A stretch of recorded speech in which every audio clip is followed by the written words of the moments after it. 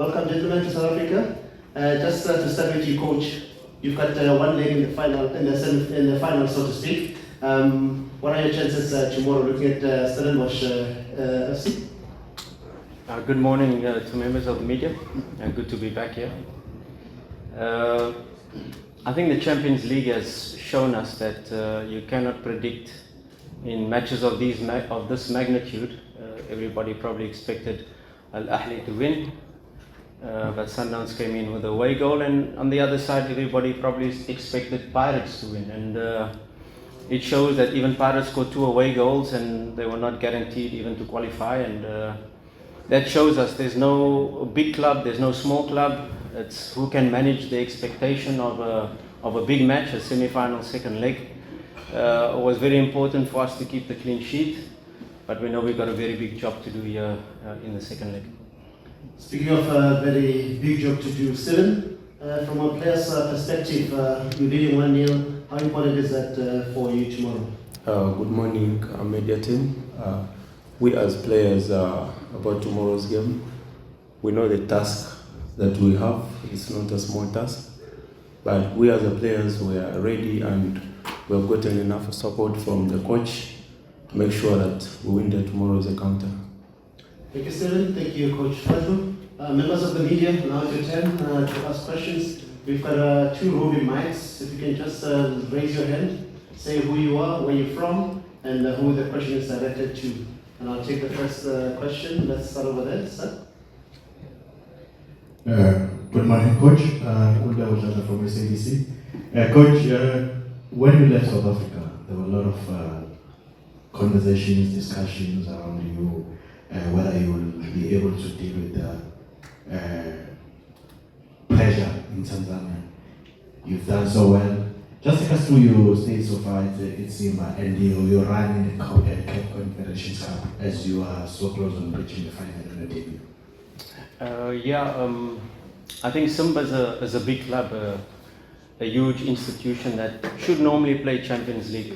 But we were in a rebuilding phase where we released a lot of players. You know, we released 15 to 17 players and signed 13 new players before I came. And in the second week of pre-season, we identified 2 positions, 1 striker, 1 goalkeeper. So I was responsible for bringing in those 2 players with our scouting team. And you know, the profile, the type of player we signed is 18 to 24 years old, so a young team in the rebuilding phase of this project. And yes, we've exceeded expectations because it was probably the first time for most of our players to play in a tournament like this, traveling away from home.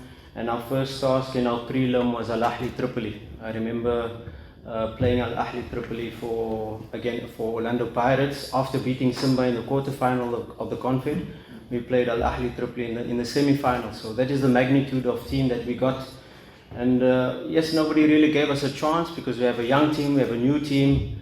If you take the starting lineup of last season, we have 4 players, our right back, our left back, Fabrice Ngoma and Kibu. So 4 players remaining out of the starting lineup of last season. So it's a brand new team, a young team, and a new coaching team. So yes, we've settled, we've probably exceeded expectations, but like I said, the young team and a big club coming together, we probably expected to go all the way. So we take it step at a time. We've got a big semi-final to play before we can think of the final. Okay, so you'll have to move from the speaker because it's going to give us a terrible feedback. You can just move away from the speaker, thank you. Okay, thank you. My name is James Shagashika from Tanzania, a sports journalist. And my question is, how many players are you going to miss ahead of tomorrow's game? Yasin Zamiru is still struggling with his Achilles tendon. He will be out. Shemalone Fondu will do a late fitness test to see his availability. Otherwise, we have a full strength squad. Nobody really facing any big challenges. Little niggles here and there from, of course, we've been training on fields that are a bit flooded, loose under the foot with the rain we've been having here in Durban, but little niggles, little small knocks, but I'm sure we'll be full strength, of course, besides Zamir Yassin. Let's come this side. Where's the microphone?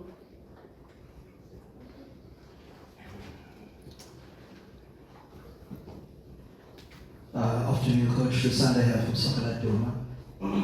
Excuse me. Considering that you were relegated with Maritzburg United about 2 or 3 years ago, and the progress that you made with Simba this year, do you sometimes pinch yourself at how far you've come in your coaching career in such a short period? Look, everybody was asking me after we just finished in the CAF Confederations Cup final with Orlando Pirates, then going to Russia, and everybody was asking me, why do you take a team that is bottom of the log and no hope to survive? But it's a club close to my heart, and I had to do everything to try to save them, and already getting to the playoff final was a huge achievement on its own, considering where they were in the log. But it's a team that is close to my heart. I played for them. We made history with them, getting in the highest position in 4th place. We got to a cup final, we got to semi-final, so we made huge achievements with the club. And of course, seeing the club at the bottom with no hope, coming from a big stage where I was, to take them, everybody was saying I'm crazy, but I had to try. The project so far is, like I said, we've probably exceeded expectations, but we've got big ambitions as a technical team. We still have 3 competitions to play for. Yes, we have to win all our remaining league matches to be champion. Yes, we're in the semi-final of a cup, let's call it the FA Cup, CRDB Cup. And we've got this big task ahead of us in the semi-final second leg. So juggling competitions, we know after this match is immediately four matches in the space of 2 weeks in the league to catch up our 4 matches that we're behind, and then it's hopefully the final traveling away first. Yes, sir. Coach, Fadlu Davids from Sportswire. Coach, I just wanted to find out with Stellenbosch having taken a gameplay here, does it give it an advantage, or also are you aware of the character that they've gone this far, having not played, at home, in Stellenbosch? Yeah, they're a dangerous team. They, just looking at the history, last season before, they beat Sundowns, they beat Pirates, they struggle a little bit with Chiefs. But they're the hoodoo teams of the big teams, and they know how to play against big teams. They don't mind not having the ball. They cannot have the ball for the entire match, 30-40% possession, and then they hit you with one counter attack. So a very, very dangerous team. And looking at how they're approaching CAF games, they're going very much percentage football. They're playing the ball behind your defense line with their speed. They're getting a long throw on the halfway line. They're throwing it into the box. Any ball can fall, and that was probably the most dangerous moment from a long throw. We managed their transitions, and that is extremely key. But it's a very difficult, awkward match that we're going to play.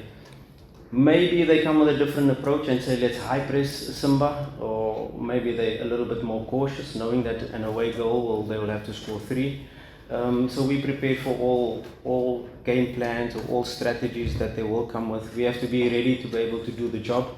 And like I said in the first leg, my concern was keep a clean sheet. 0-0 was okay for me. When I approach this match, I want to score an away goal. Yes, sir. Good afternoon, gentlemen. Since I'm so independent media. Steven, from a player's perspective, there were murmurs that perhaps maybe the 1-goal lead might not be enough coming into South Africa, knowing that Stellenbosch have the kind of home form that they have, even in the domestic league, even in the CAF Conferedation Cup as well. From a player's perspective, what are you expecting from them, and do you expect the 1 goal to be enough? The 1 goal is not enough. A team like Stellenbosch, they are also equally good. They have young players. They're ready to compete. But as Simba, we know is a big club in Africa right now, and it really needs a recognition in the continental football. So as players, we know the task ahead, and we're ready to fight. Do you have any more questions? Before we go to you, sir? Okay.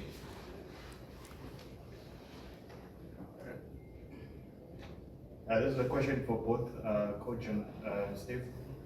We know that you, when it comes to this competition, you expose yourself to greater things internationally.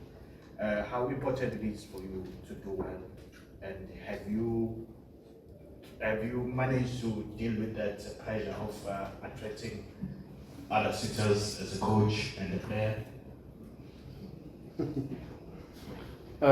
As a coach, you focus at the next job at hand, and we totally committed to Simba. We started this project. We only 8-9 months into the project, and our objective as a club is to dominate Champions League. So we're on course to qualify for Champions League, and that is the vision of our president, very similar to what Dr. Patrice Motsepe did when he bought Sundowns. And our president has huge ambitions to be able to dominate Africa. So this is we're only baby steps into the project, so still lots to come. And our young squad, we're not yet at our full potential. They've gained a lot of experience of getting this far in this competition, but we know next season we have to strengthen, we have to be ready for a higher level, that is Champions League football. You still expect an answer, or you fine? Thank you, sir. We don't have anyone on this side? Okay, yes, sir. Coach, That's the mic. Coach, how much did it have to have your own technical team in this team? I think that was key, because with a new team and new players, and we had 3 weeks in Egypt, and immediately Simba Day 3.5 weeks later. So we had 3 weeks to mold the team in terms of putting our principles in our playing style, how we see football, and the type of intensity we wanted to play. So 3.5 weeks we played the Simba Day, and then the next week we played Yanga in the Community Shield semi-final. So if I had a whole new technical team, it would have taken me more time to be able to. So it was plug and paste. Even in Raja Casablanca, we had the same technical team, the same brains trust with us over there. So it was just here, come, plug in and play. That made it very important, and everybody is talking about the coach and the players, but the people behind the scenes, the technical team, has a huge role to play in fine-tuning the real details in terms of fitness, in terms of periodization, in terms of goalkeeper coaching, in terms of analysis. And of course my assistant Darren Wilkin is one of the best football minds to come out of the country, and I'm sure he'll make a top head coach one day. Okay, I'll take the last 2 questions. Yes, starting with you, sir. Coach Fadlu, how much of an influence does it have? I mean, you're from South Africa, you've played against Coach Steve before. How much of an influence does it have in the way that you plan or set up your team, knowing Coach Steve so much? Yeah, we've played Stellenbosch many times before. My assistant coach worked under Steve Parker at Amazulu. He was the analyst for Coach Darren Wilkin. So we know them quite well. We know how they think. We know what type of football they play. But when it comes to this stage, it all falls out of the window. Let's take the fact of they playing in Durban instead of Dani Craven Stadium, or at least Cape Town Stadium. We played our home match in Zanzibar instead of the 60,000 Benjamin Cup. Also a huge disadvantage. So both teams have the disadvantage of not really playing at home. Both technical teams have played against each other many times, but at this stage, with the pressure, with the emotion, with everything that's at stake, anybody can win. Last question? No? All right. Well, Coach Steve, thank you so much, and all the best tomorrow. Members of the media, if you can just give us a second as we allow our guests to leave. Thank you. I just need to